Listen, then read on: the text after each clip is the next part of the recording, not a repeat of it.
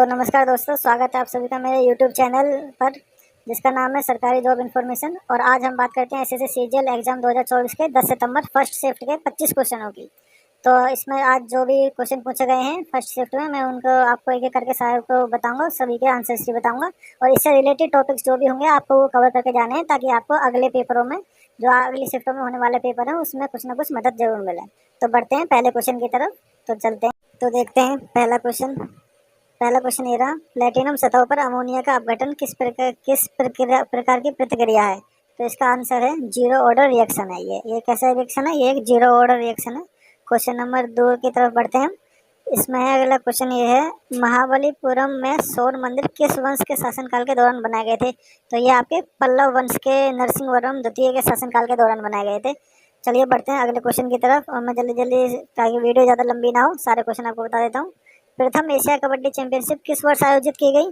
तो इसका आंसर आपका है 1980 में। और इसे वर्ष 1982 में नई दिल्ली में आयोजित 9वें एशियाई खेलों में एक प्रदर्शनी के रूप में शामिल किया गया था। ये ध्यान रखेंगे आप, कब की गई? ये 1980 में। तो अगले क्वेश्चन की तरफ बढ़ते हैं।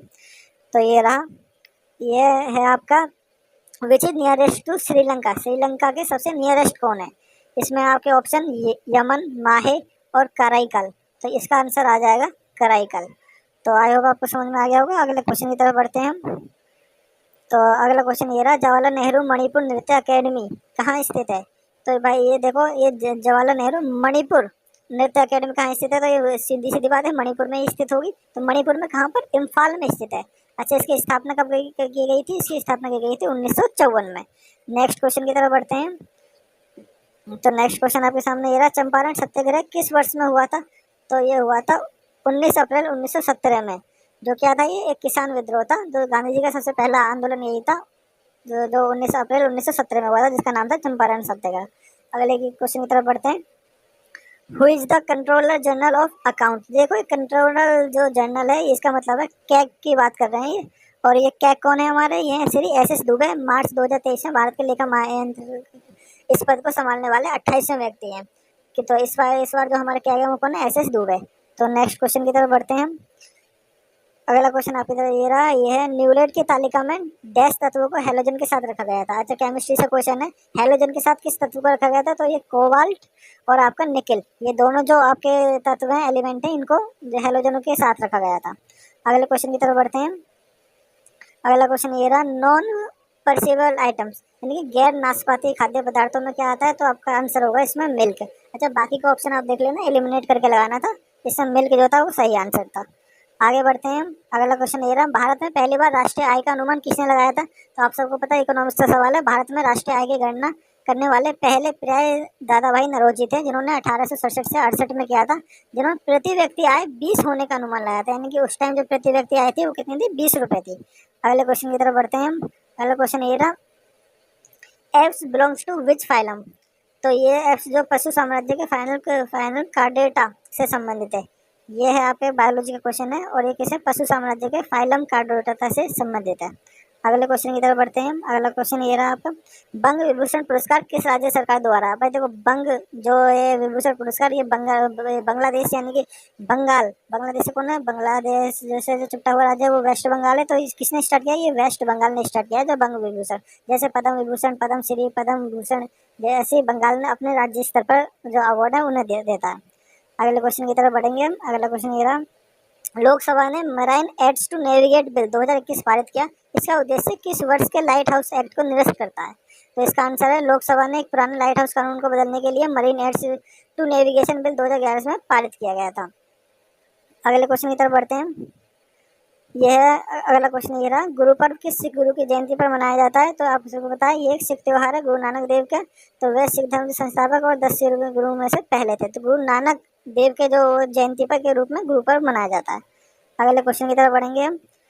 अगला क्वेश्चन ये रहा, तानसेन संगीत समारोह देश में आयोजित किया गया था। तानसेन संगीत समारोह कहाँ पर आयोजित किया गया था? तो ये इसका सही आंसर होगा ग्वालियर में आयोजित किया गया था। अगले क्वेश्चन की तरफ बढ़ते हैं।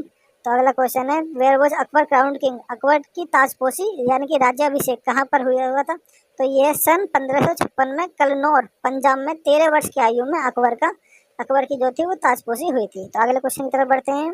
और जल्दी जल्दी इस वीडियो को फिर ख़त्म करते हैं। तो अगला ये रहा इंडियन जुडिशल सिस्टम, भारत का न्याय प्रणाली कैसा है।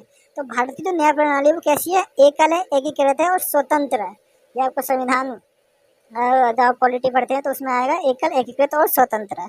आगे अगले क्वेश्चन की तरफ बढ़ते हैं हम। अगले हैं गरीबी हटाओ का नारा निम्नलिखित में से किस पंचवर्षीय योजना काल में दिया गया था। तो ये इसका जो आंसर होगा 5वीं पंचवर्षीय योजना यानी कि 1974 से 1978 में दिया गया था। रोजगार स्तर में वृद्धि करना, गरीबी कम करना और आत्मनिर्भरता प्राप्त करना था इसका। ये क्या था, इसका ये उद्देश्य था। अगले क्वेश्चन की तरफ बढ़ते हैं। किस वंश के दौरान महाबलीपुरम मंदिर का निर्माण किया गया था। तो आपसे जो है पल्लव राजवंश के द्वारा जो है महाबलीपुरम मंदिर का निर्माण किया गया था। अगले क्वेश्चन की तरफ बढ़ते हैं। भारत के किस राज्य में सबसे बड़ा रेलवे नेटवर्क है। तो वो है आपका उत्तर प्रदेश। उत्तर प्रदेश भारत में सबसे बड़ा, सबसे लंबा प्लेटफॉर्म, ये जो उत्तर प्रदेश में भारत के सबसे राज्य में सबसे बड़ा रेल नेटवर्क है।